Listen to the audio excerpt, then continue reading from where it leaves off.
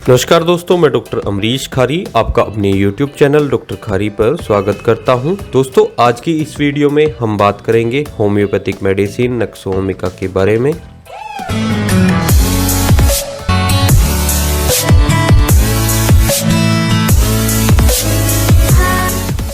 दोस्तों, नक्सोमिका एक polycrest remedy है, यानी ये बहुत सारे रोगों में काम आती है। लेकिन आज की इस वीडियो में हम बात करेंगे इसके केवल पेट के रोगों में क्या यूज होते हैं।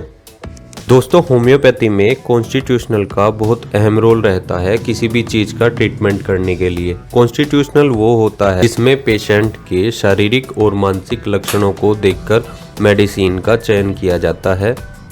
साथ ही कॉन्स्टिट्यूशनल से पता लगता है कि पेशेंट दिखने में कैसा है और किन लोगों को ये सूट करेगी। तो चलिए जानते हैं नक्सोमिका का कॉन्स्टिट्यूशनल कैसा होता है।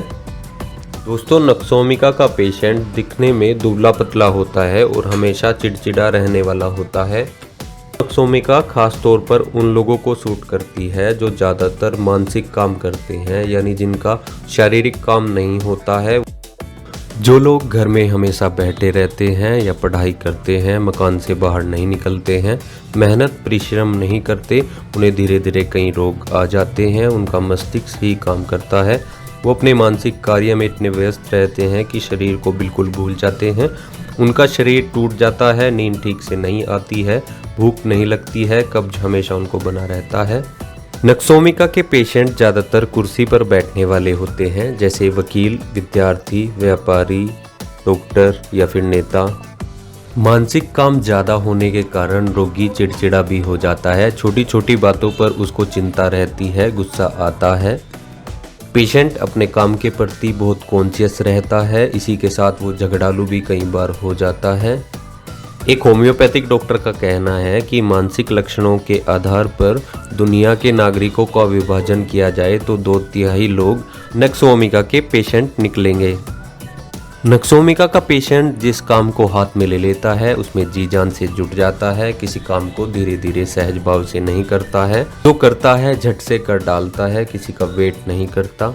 चलिए अब जानते हैं नक्सोमिका के पेशेंट में पेट के क्या लक्षण आते हैं, यानी पेट के किन रोगों से वो घिरा होता है। नक्सोमिका के पेशेंट को हमेशा कब्ज बनी रहती है। रोगी दिन में कई बार वॉशरूम जाता है, लेकिन हर बार पूरी तरह से पेट साफ नहीं हो पाता है। जब जाता है उसे कुछ देर के लिए पेट हल्का महसूस होता है, लेकिन कुछ समय बाद उसे फिर जाना पड़ता है। ऐसा अक्सर दोपहर से पहले होता है। रोगी को खाना खाने के 1 से 2 घंटे बाद पेट में भारीपन महसूस होता है। रोगी पुराने समय से बदहजमी का शिकार रहता है। खाने के बाद पेशेंट का पेट फूल जाता है, पत्थर की तरह कड़ा हो जाता है। पेट की हवा इस कदर भर जाती है कि पेट के डायफ्राम को ऊपर की तरफ दबाने लगती है, जिससे दिल पर प्रभाव पड़ता है और धड़कन बढ़ने लगती है। दोस्तों, आमतौर पर पेट और आंतों का काम खाना खाने के बाद खाने को आगे की तरफ धकेलना होता है, लेकिन नक्सोमिका के पेशेंट में पेट और आंत का काम, जो भोजन को पचाने का आगे की तरफ होना चाहिए, वो पीछे की तरफ हो जाता है, जिसके कारण पेशेंट को उबकाई आती है।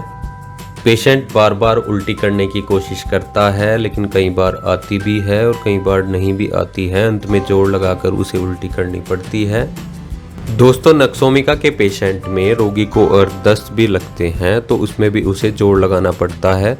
मरोड़ भी कई बार उसे होते हैं। कोशिश करने पर थोड़ा बहुत मल निकलता है।